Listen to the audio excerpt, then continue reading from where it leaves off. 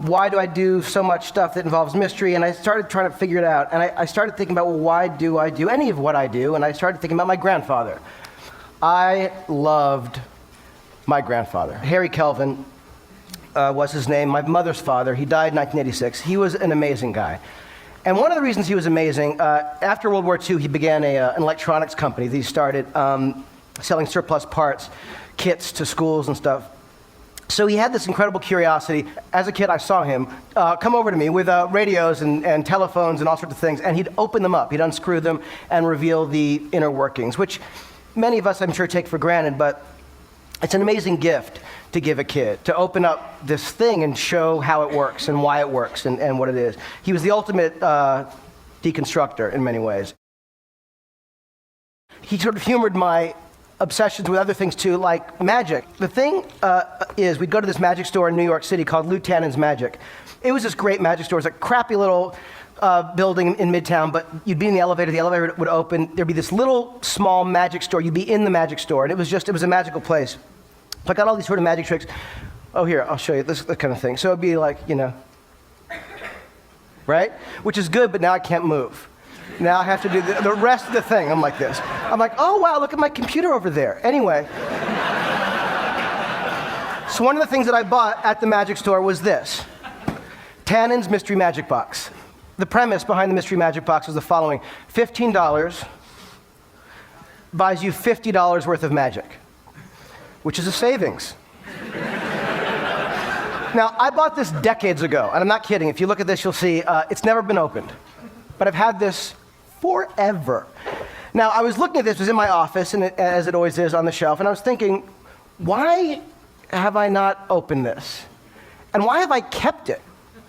Because I'm not a pack rat, I don't keep everything, but for some reason I haven't opened this box.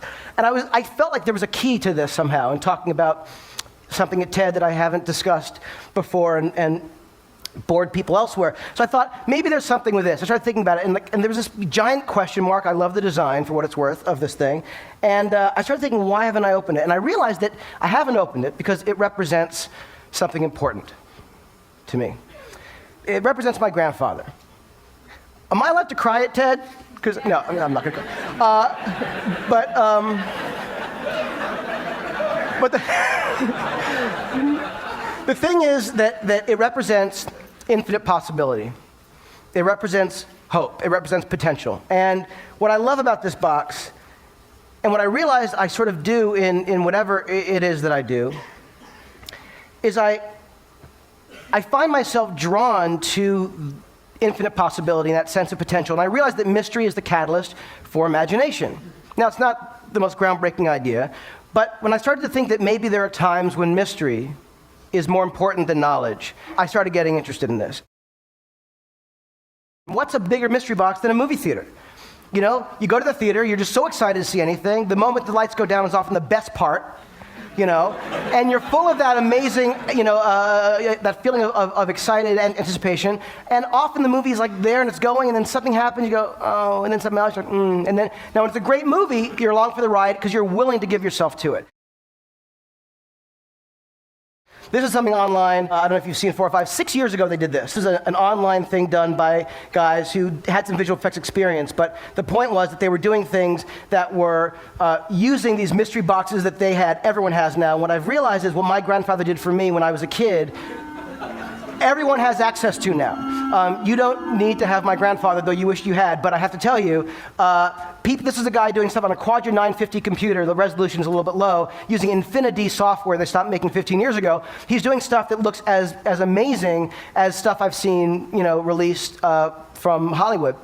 The most incredible sort of mystery, I think, is now the question of what comes next, because it is now democratized. So now the creation of media it's everywhere. The stuff that I was lucky and begging for to get when I was a kid is now ubiquitous. And so there's an amazing sense of opportunity out there when I think of the filmmakers who exist out there now who would have been silenced, who have been silenced in the past. It's a very exciting thing. I used to say in classes and lectures and stuff that to someone who wants to write, go write, do your thing. It's free. No, you don't need permission to go write. But now I can say, go make your movie. There's nothing stopping you from going out there and getting the technology. You can lease, rent, buy stuff off the shelf that is either as good or just as good, as the stuff that's being used by the, quote unquote, legit people. No community is best served when only the elite have control. And I feel like this is an amazing opportunity to see what else is out there.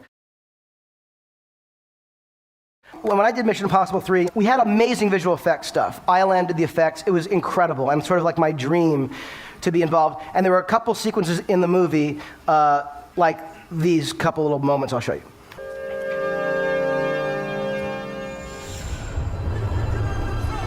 There's that.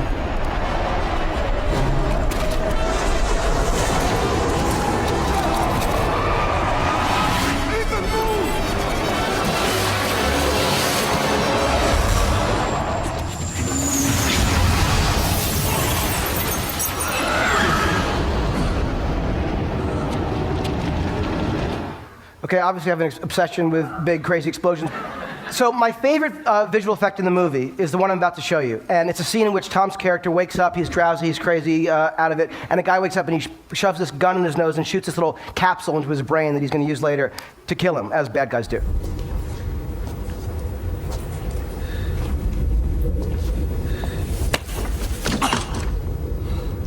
Good morning. Okay, now, when we shot that scene, we were there doing it. The actor who had the gun, English actor, Eddie Marsan, sweetheart, great guy. He kept taking the gun and putting it into Tom's nose, and it was like it was hurting Tom's nose. And I learned this very early on in my career: don't hurt Tom's nose. There are 3 things you don't want to do. Number 2 is don't hurt Tom's nose. So Eddie has this gun, and he's the greatest guy, and he's like this really sweet English guy. He's like, I'm sorry, I don't want to hurt, I'm like, we have to make this look good.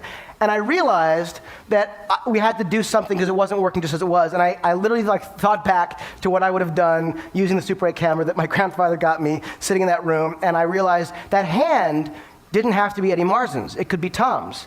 And Tom would know just how hard to push the gun. He wouldn't hurt himself.